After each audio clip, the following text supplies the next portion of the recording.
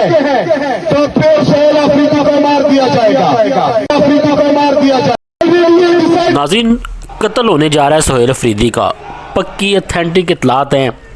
सोहेल अफरीदी खुद बयान दे रहे हैं कि गवर्नर राज लगने जा रहा है और बताया जा रहा है कि सदा बादशाहत मेरे रब अल्लाह की है।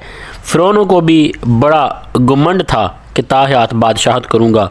एक प्लान इंसान बनाता है और एक प्लान अल्लाह सुब्हान तआला बनाता है।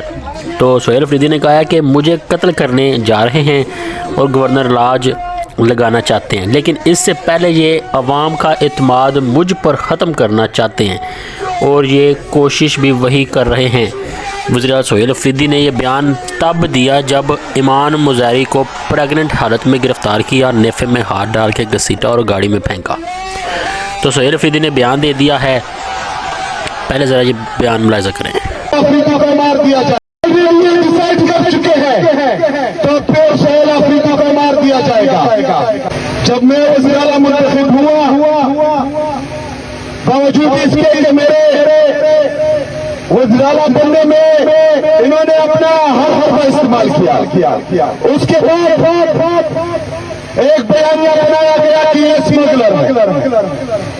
जब उसमें भी इनकी मौत हुई और वो बयानिया भी कामयाब नहीं हुआ, तो उसके बाद एक और बयानिया बनाया गया कि ये दहशतगर्दों के साथ मिला हुआ है। मेरे पाकिस्तानी ये बातें आज आपने गौर से सुनिए। जब गवर्नर राज और रिजीम चेंज ऑपरेशन में कामयाबी नहीं मिलेगी, जो ऑलरेडी डिसाइड कर चुके हैं, तो फिर सोहेल अफरीदी को मार दिया जाएगा। याद रहे कि ये जलसा सोहेल अफरीदी का जिसमें इंकशाफ हुआ है स्वात में धुआंधार खिताब में उन्होंने कहा है कि मुझे मार दिया जाएगा। और बताया जा रहा है कि ईमान मुज़ारी के साथ जो कुछ हुआ, ये इस वक्त शिरीन मज़ारी से भी जनाब बड़ी रहनुमा बन चुकी हैं। खामला हालत में जेल में जाना, इस लेवल का तशद्दुद बर्दाश्त करना, भूखा प्यासा, ये कुर्बानी पूरी कौम याद रखेगी। ये जो किया जा रहा है ईमान मज़ारी के लिए जनाब विकला अब इकट्ठे हो चुके हैं। नारवा सलूक पर विकला पुलिस के खिलाफ एहतजाज कर रहे हैं। ज़रा ये भी मुलाहिज़ा।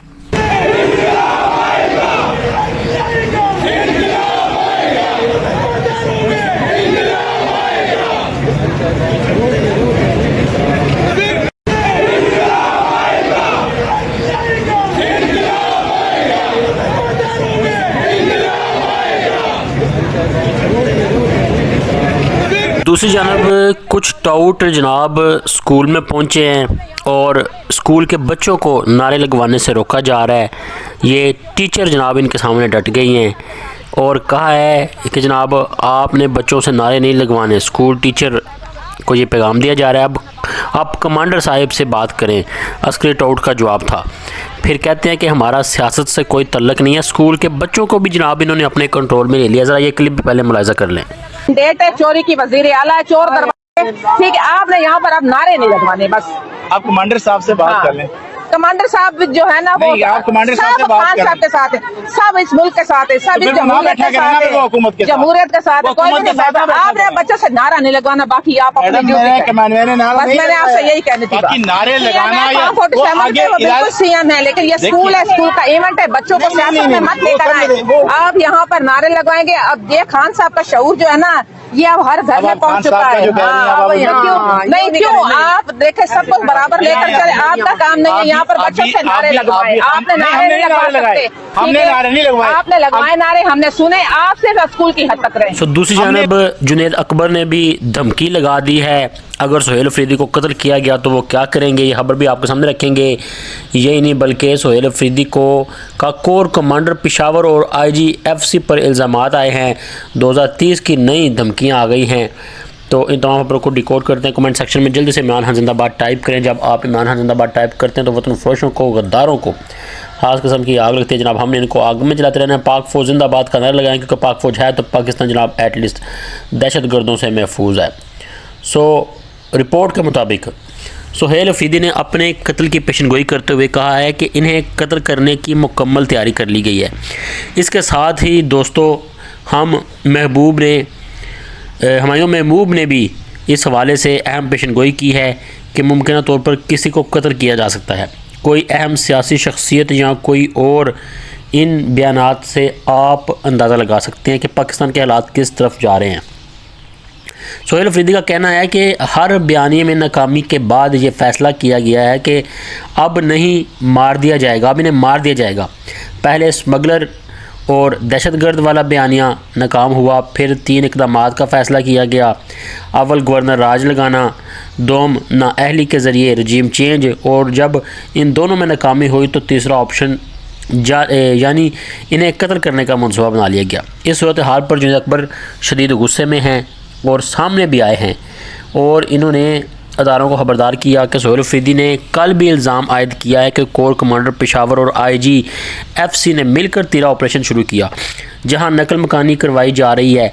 14 रुकनी जरगे के लोगों को डराया धमकाया जा रहा है और आवाम की जबरी नकल मकानी का फ़ैसला किया गया। इस पर जुनैद अकबर शदीद गुस्से में आ गए और कहा कि अगर गवर्नर राज लगाया गया या सोहेल अफरीदी को कुछ हुआ तो हम इन्हें घरों में भी नहीं रहने देंगे, घरों के अंदर जाकर पकड़ेंगे और छोड़ेंगे भी नहीं। इन्होंने आवाम से वादा भी लिया, अगर सोहेल अफरीदी को कुछ हुआ तो ज़िम्मेदारों को घरों में भी नहीं बैठने देंगे। इस तमाम सूरत हाल से वाज़ह होता है कि अगर सोहेल अफरीदी के ख़िलाफ़ किसी किस्म की कार्रवाई की गई तो अवाम की जानब से शदीद रद्द-ए-अमल आ सकता है।